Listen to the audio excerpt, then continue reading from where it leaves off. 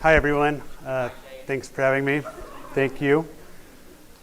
Shout out to my nieces, Autumn and Scarlett Williams, for having me.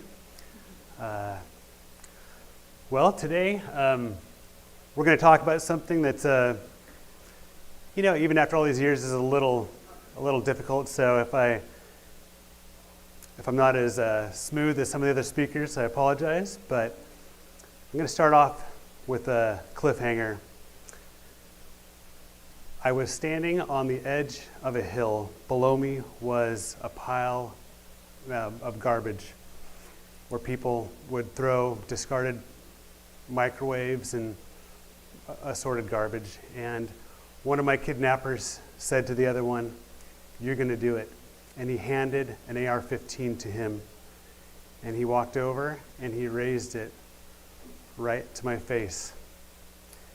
Before I go further, I want to back up to back when life was a little more simple, and back when it was just me. I had a lot of fun when I was younger.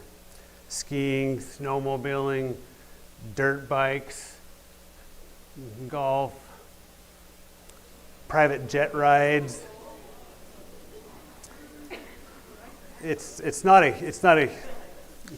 huge deal, but that picture on the right was a world record. Yeah. Yes. I think my kids are in the audience, so now they can see that I am cool. Yeah. But all this fun came to a sudden and abrupt end.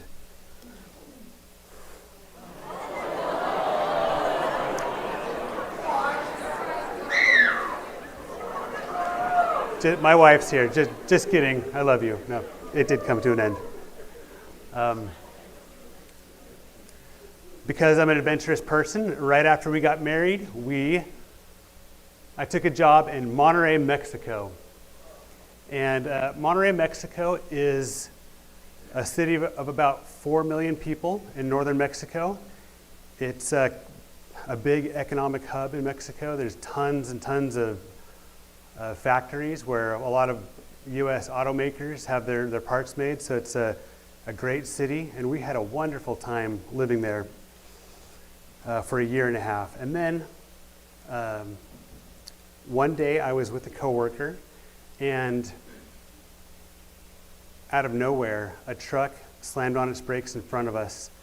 3 gunmen jumped out of the car, and in a flash, I was face down in the bed of a truck, speeding off, just trying to comprehend what had just happened to me. And there's not much you can do in those situations. I, of course, prayed. Said, "God, what should I do?" And I felt that I should stay calm and listen. The other thing I did was I just started to catalog information. I could tell we were heading in a southwesterly direction. We crossed a bridge, and all this information I was piecing together as my only form of self-defense, and that'll come into play a little later on. We eventually ended up at a very way out in the country, and you'll notice that I have these 2 houses circled. These are the 2 houses where I was kept at, and you can see them right here. And the first day, right away, they started negotiating a ransom payment. And we did so pretty quickly. It wasn't going to be, you can only gather so much money in that short amount of time. So this was just going to be enough for me to live until the next day. So my coworker, they wanted his car. So one kidnapper took him and to go get his car. Meanwhile, I stayed there with the two other kidnappers, and they both fell asleep. And I was on a bench. Across from me was one holding an AR-15. Right next to me was one who had his hand with his fingertips on a handgun. And I said, okay, I'm going to grab the gun, bang, bang, and I'm free.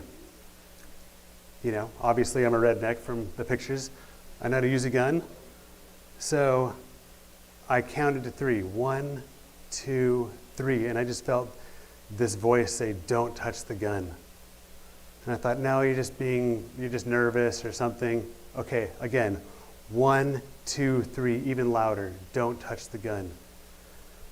So I sat back, okay, I'm just not gonna live. I'm just gonna see how this plays out. They wake up a few minutes later, and the guy with the AR-15 says to the guy with the handgun, why do you have that gun? That's the one without bullets in it. Here, take this one. And I was like, okay, I'm being helped here. So shortly after that, the third kidnapper came back without my coworker in a panic and said he escaped. And before they left, they looked at him in the face and said, if you escape, we're going to kill your friend. I told him not to escape. I understand. He had to do it. They stopped at a stoplight, and he jumped out and jumped some fences, and he got away.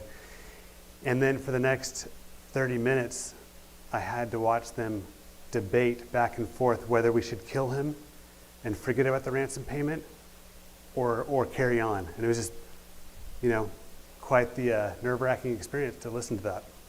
Luckily, they did decide to keep going. And they did, thanks to my wife and some friends, they were able to get some money and drop it off. And that was my ransom payment to live for the next day. And that night, I was back sleeping in the bottom one. And I didn't want to sleep a single second that night. I wanted to think about all the people who were important to me. I thought about my friends and my family members and the experiences we'd had together. I talked to them, and by the end, it took all night to kind of say my goodbyes to everyone, because in Mexico, a lot of times when people, even when they pay the ransom, they still get killed, so I knew that was a possibility. And it just dawned on me, it's true what they say, the best things in life are free, and the material things aren't important. I didn't think about the private jet rides or the super awesome vacations I went on. I was just thinking about the people that I loved. And that next day, we set up what was the next ransom payment, which was going to be the one, like the last one. And I had found out that I needed a certain amount of money, and a certain amount of money for them to not kill me. And when I heard how much money they were going to get, it was slightly below that, and I knew it might be the end for me. And they said, "All right, we're sorry. It's not our choice. It wasn't enough.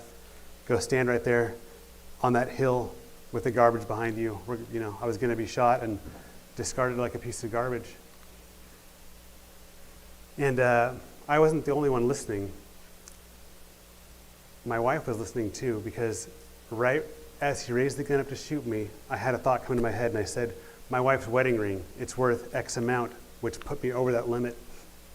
And my wife didn't wear her wedding ring. She always kept it back at the house. And when she was at the police station in Mexico, she said, "I want to go back. I need my ring. I need to have my ring with me." And so when I made that, they threw me the phone and said, "See if your wife can put it in the bag, the ransom bag." And I said, "Do you have your wedding ring?"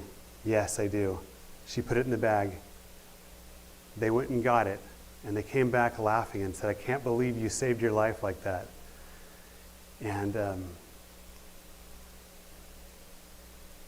I don't have enough time to go into all the rest of the story, but I got back, and the police said, where do they live? And I was able to look in Google Maps and, think about the river and the bridge and what the houses look like. And I said, this is exactly where they are.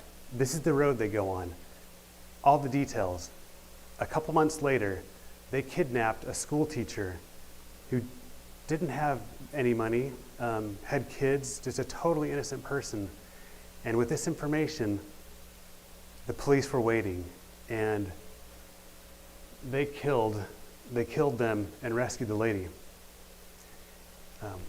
which is awesome. And what this all taught me is that as fun as it was being just me, it's we is what is important. We is better than me.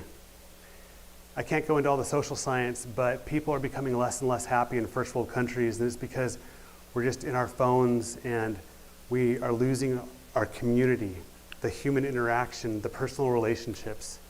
So I want to tell you, it's okay to want to be successful. It's okay to want to have money and have nice things and awesome vacations, but remember that what's important is the fun you're having with those people with you that you're doing it. My wife and I still have lots of fun. We do awesome things with our we. And that is what makes me happy. And I challenge all of you to think about this as you go forward.